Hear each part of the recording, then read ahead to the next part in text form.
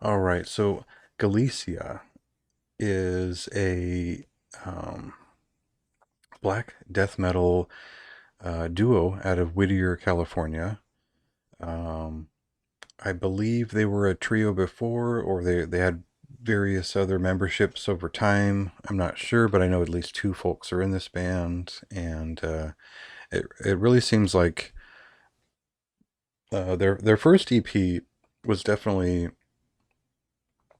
figuring out exactly what they wanted to do with a sort of melodic core of a black death metal style that is very much niche, very challenging to create, and they really didn't get there on that first EP outside of some interesting swings into melody. Um, I'll get more into it a little bit later, but I think it's interesting to see the progression because the second record better outlines exactly what they're all about.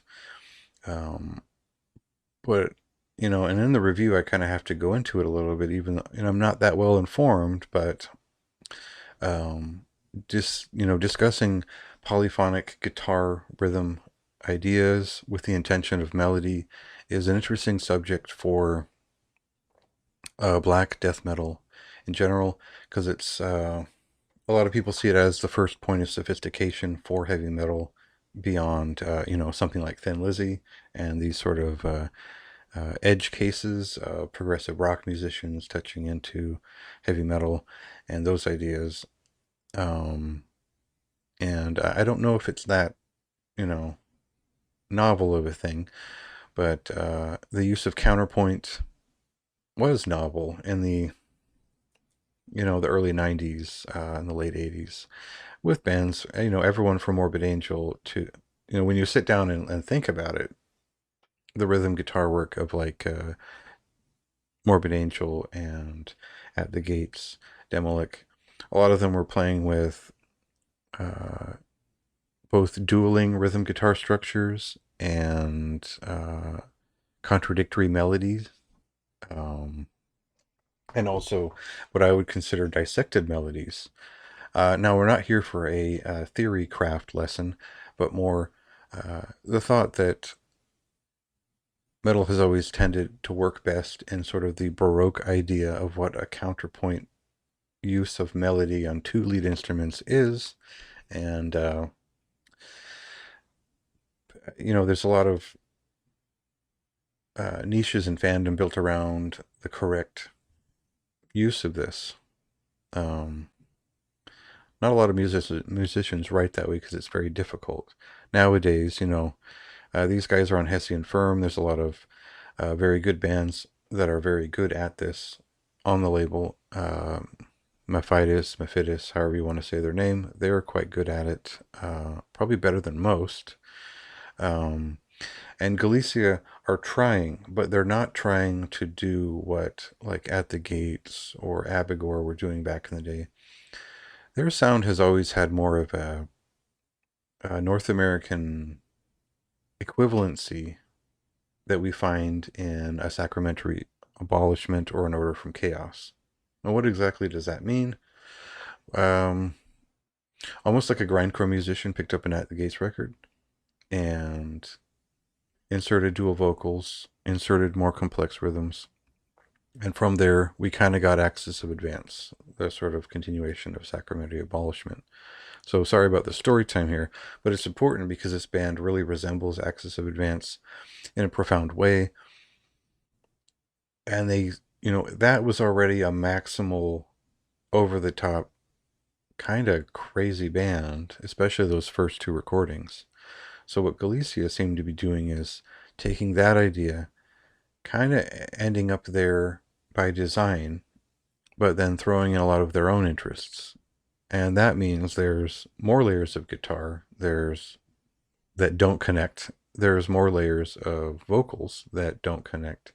And at first, it's like a cyclone of harassment that happens on this record. There are three vocalists. There's not. I mean, there's just that many layers. Um, Four different voicings. There's a sort of guttural death metal vocalist. There's sort of almost a pitch shifted sounding grindcore voicing to it. There's a more like a sort of prescriptor style black metal vocal, and uh, I could go on.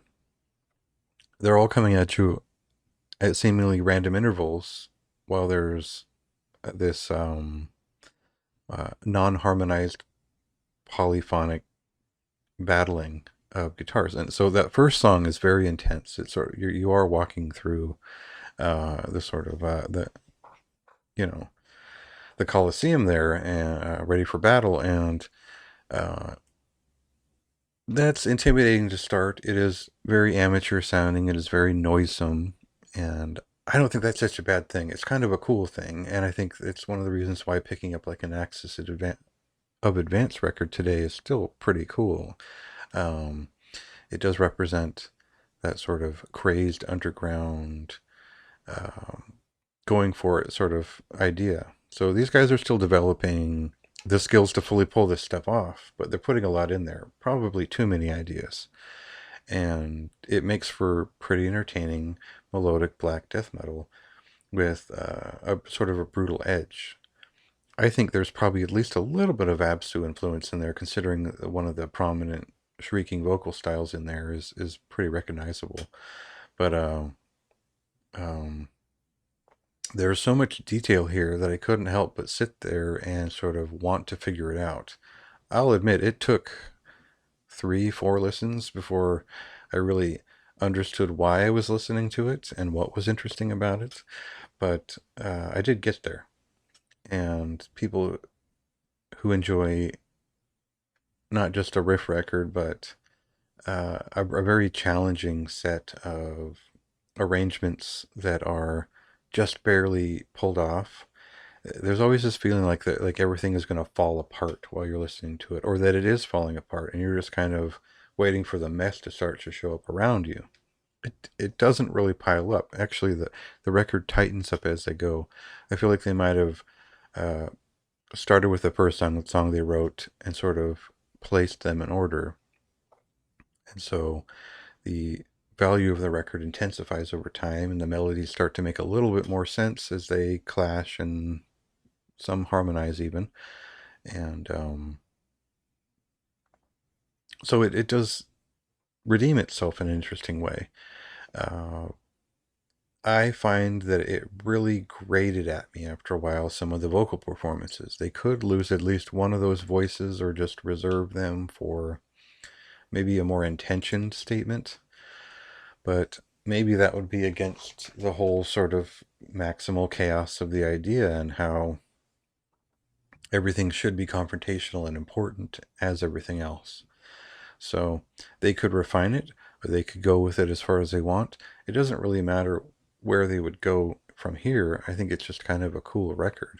And, if you can figure out what it is and have a good time with it, well, that's up to you. I like that it was a challenge. I like that there's still more I could learn from this record. And it is sort of uh, inspiring to see someone doing the work to sort of be sophisticated, but also messy as hell with it. I think that's really cool. And I'd like to see more. Yeah. And, if they can do this in about a year or two, yeah, I just imagine what they'll do next year and the year after. So, uh, it comes with a pretty high recommendation. I had to, I kind of, it is a recommendation. I sort of have to reserve the fact that most people will be like, "What the fuck is this?" So take it with a grain of salt. Maybe this is your niche and you're really interested in it, and then it'll be probably one of your favorite records of the year. So, uh, yeah, check it out. Read a little bit more in the review, and feel free to correct anything I say about polyphony in there. That's, I know the basic definition, but whatever. Um, yeah, you check it out for yourself.